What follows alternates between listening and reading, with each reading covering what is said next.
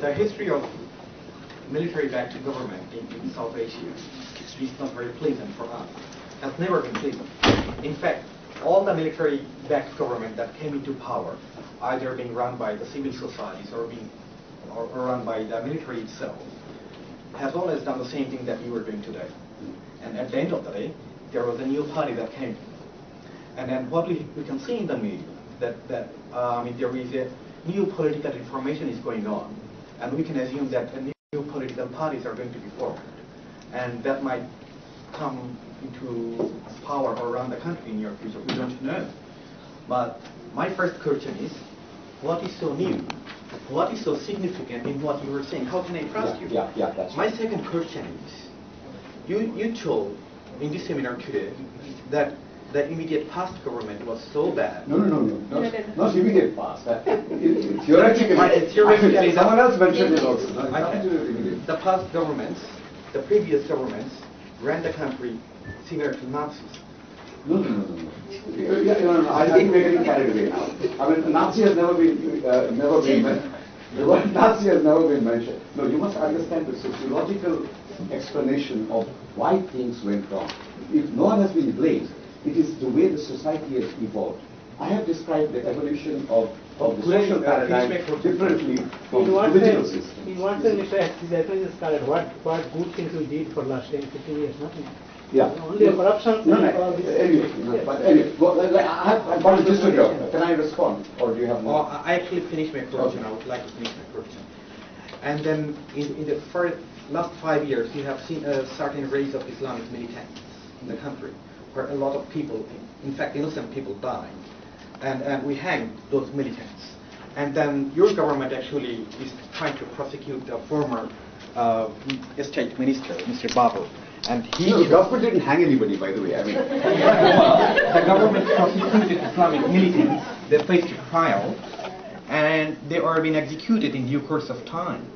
Now the foreign state minister is being interrogated by the security agencies, as well as other approximately 200,000 people.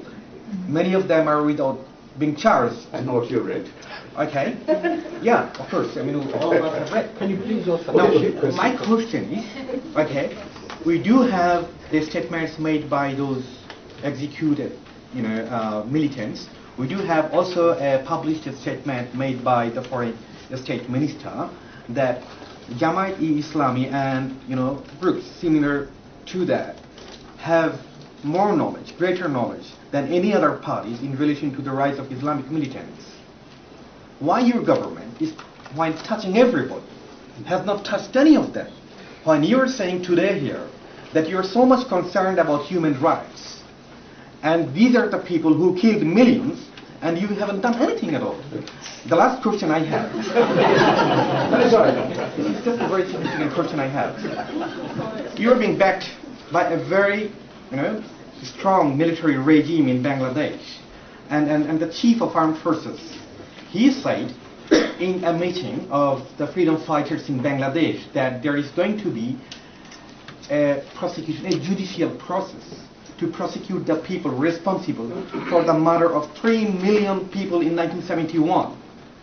That's a very significant question in terms of human rights. Your government is... I know what she's getting at, but your government is totally silent about it. There is no follow-up, nothing has been done. Can you please tell us what's going on? You must understand one thing. I understand what you're saying about 1971. Let's start from the end, because I was... the elected government, not you see, that's also he's the point. taking a lot of responsibility. No. I'm taking... Okay, let's have this debate elsewhere, but talk to me. But part of the answer is that we can't take on everything. You see, basically what we are doing, as I said to the gentleman earlier, is we are creating a level playing field for political parties to come to office through elections. That's all we are doing. However, while doing that, because there's a long wait period, we have to do governance as well. We are, you mentioned prosecution and all that. Now, this is going to have to be very subtly understood. The government doesn't have anything to do with prosecutions, etc. those GMB people were prosecuted earlier. The government did not interfere. That's all it did. We have said somewhere that if someday we can vote for elimination of the capital punishment, nothing would please us more. We want this. And in fact, in Bangladesh, as you well know, in our legal system, death sentences are very rare, and it's very rarely executed. In fact, we are one of the few.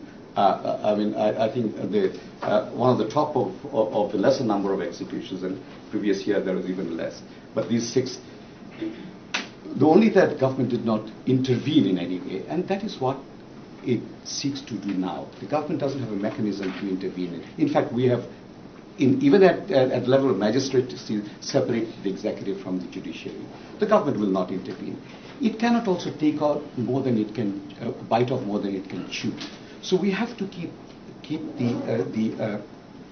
keep our program limited in some ways. And remember, we have to carry the public opinion every day.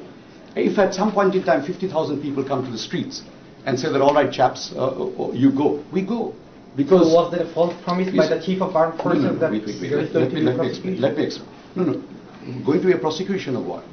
Of the war criminals in Bangladesh. No, war criminals in 1971, how can we prosecute? Now you have to be since they're not even in this, war criminals in Bangladesh. Yes.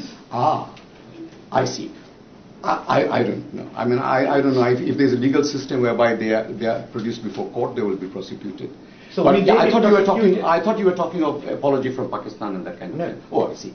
In the Jamaat, the right wing and all that. Whoever it is. Yeah. You see, the government has to be very chary of being involved in becoming associated with these things, because first of all, the lifespan is very limited.